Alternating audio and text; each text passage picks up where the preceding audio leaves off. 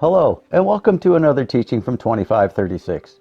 Today we're going to explore the different terms used in Scripture that are referring to the Son. For example, here in John 6, the Son refers to himself as the bread of life. But then later, in John 8, he refers to himself as the light of the world. In the letter to the Hebrews, we find the Son referred to as a double-edged sword. In Peter's first letter, in chapter 1, he refers to the Son as a lamb without blemish and without spot, which is also a reference to the Passover lamb. And then in the second chapter, he refers to the Son as a living stone, which is a reference to the tablets of stone, written with the finger of the Father himself. But there are many other terms used to refer to the Son that seem to be lesser known.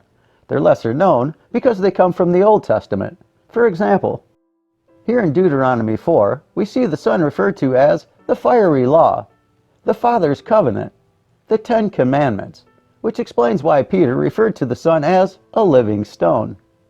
Knowing these synonyms for the Son allows us to see how John 1:5 and Hebrews 4:2 are speaking of the very same event, an event that took place on the third day at Mount Sinai. So if the Father's covenant is synonymous with the Son, it means that the Old Covenant would be an old version of the Son, while the New Covenant would be a new version. And this is why we find that in the old version of the Son, meaning the Word born of the Father, the Son is the law contained in earthly ordinances, which are written on tablets of stone. While in the new version, the Son, the law is spiritual, pure, and holy, written on tablets of the heart. Knowing this also helps to make sense of a lot of Paul's writing, especially how the new version of the Son, which is the law of the Spirit of life, has set us free from the old version of the Son, the law of sin and death. In Paul's letter to the Galatians, he tells us that the Son is also the seed. And it was the seed, the Son, the Word born of the Father, that was cast out by the sower, the Father, on the third day at Mount Sinai. And as we begin to make these connections, we'll come to the realization that the gospel, the good spoken, is also a synonym for the Son.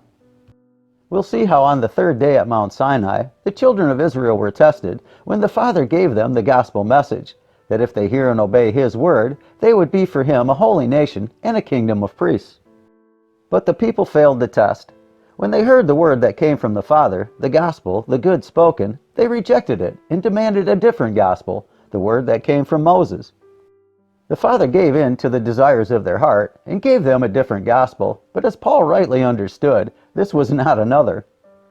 Which brings us to the Son being symbolized as the burning torch which passed between the pieces, establishing the covenant of promise with Abraham. Now Paul writes that we should be diligent to present ourselves approved to the Father by being able to rightly divide the word of truth. But for us to be able to do that, we need to study. We need to know when, where, why, and how the word was divided in the first place.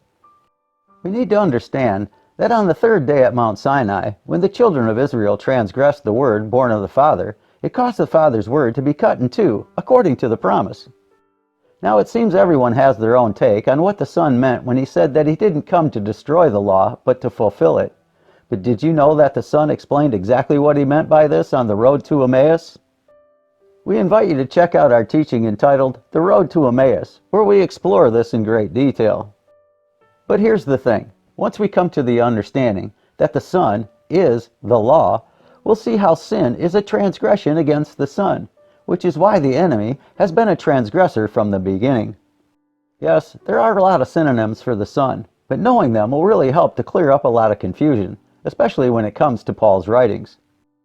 Well, we hope this teaching has blessed you and provided a deeper understanding of the Son and all the terms used to describe Him. May you be blessed in your pursuit of truth. Shalom.